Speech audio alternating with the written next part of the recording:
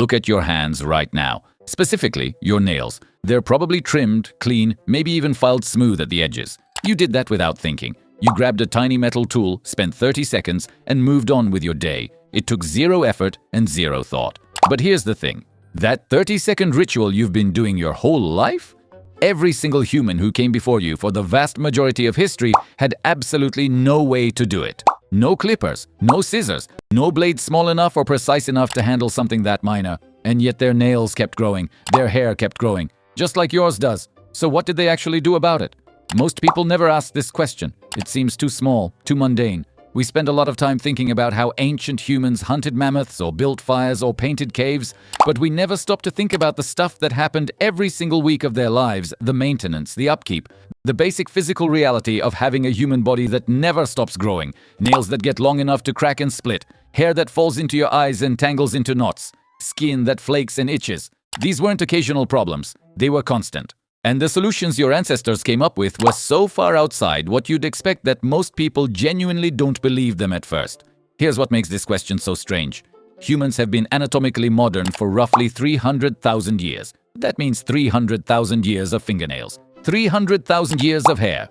And for the overwhelming majority of that time, not a single metal tool existed anywhere on Earth. The first copper tools didn't appear until around 7,000 years ago. Iron came even later, which means that for something like 293,000 years, every human being alive was dealing with this problem using nothing but what they could find on the ground, in rivers, or in the mouths of dead animals. When you start to actually picture that, it stops being a small question.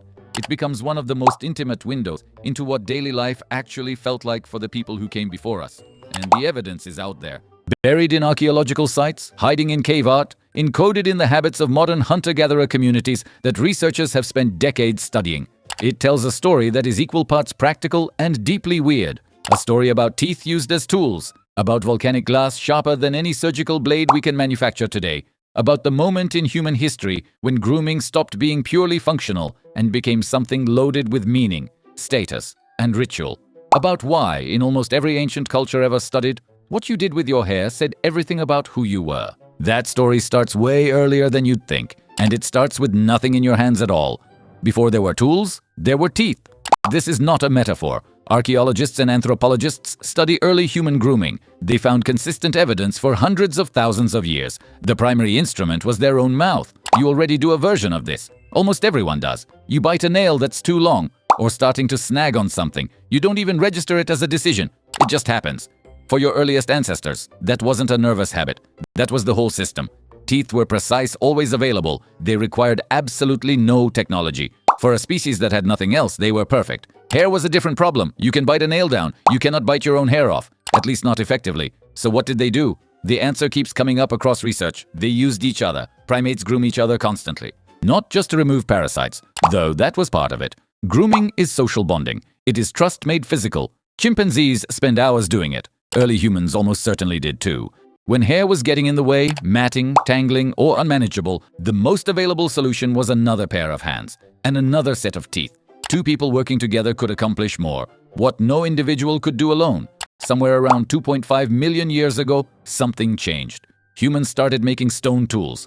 Early tools were for butchering animals, scraping hides and cracking bones. The same sharp edge could cut hair. Researchers identified a specific type of stone flake. Thin, hard, with an almost serrated edge. It was genuinely effective for cutting. Not comfortable, not precise, but functional. Obsidian is volcanic glass found naturally. Across Africa, the Middle East, and the Americas, it could be knapped into a fine edge, still used in some surgical procedures today. A blade of obsidian is sharper than steel scalpels. Your ancestors had access to this material for hundreds of thousands of years before anyone thought to smelt metal. Here the archaeological record gets interesting. Researchers examine ancient human remains. They occasionally find something unexpected on teeth. Microscopic grooves and wear patterns. Inconsistent with eating. Patterns match repeated processing of fibrous material. Hair is fibrous. So is the edge of a fingernail. Scientists are careful about claims from this evidence, but the pattern shows up often, across enough sites to be hard to dismiss. Your ancestors used their mouths as tools, in ways beyond chewing food. There is evidence from another direction.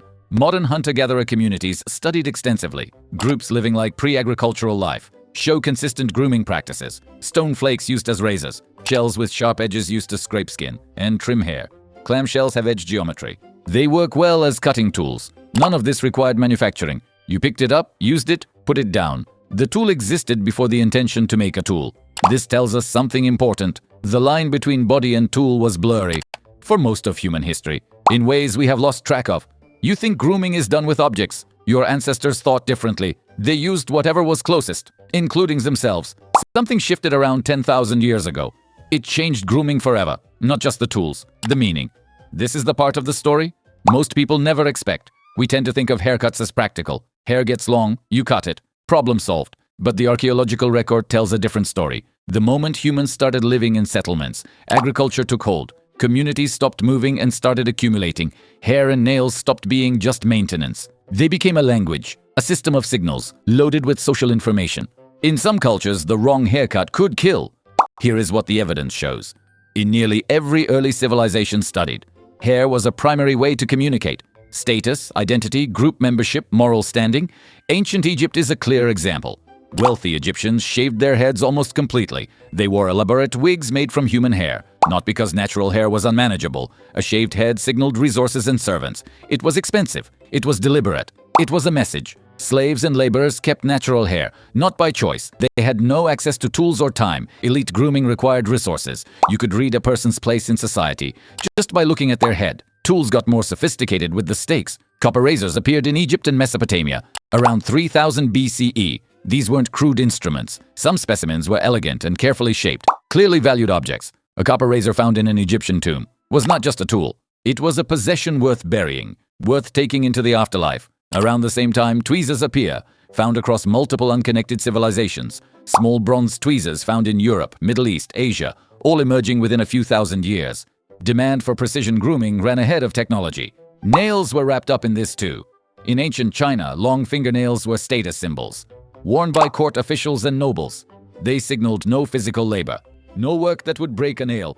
You had people working for you. Some officials grew nails very long. They required protective sheaths of gold or silver to keep nails from snapping. This was not vanity, it was documentation, proof of position in a hierarchy. Everyone could read it at a glance. The Romans took grooming to a new level. Barber shops called tonstrini were social institutions. Men went to get a shave and conduct business, exchange information and debate politics.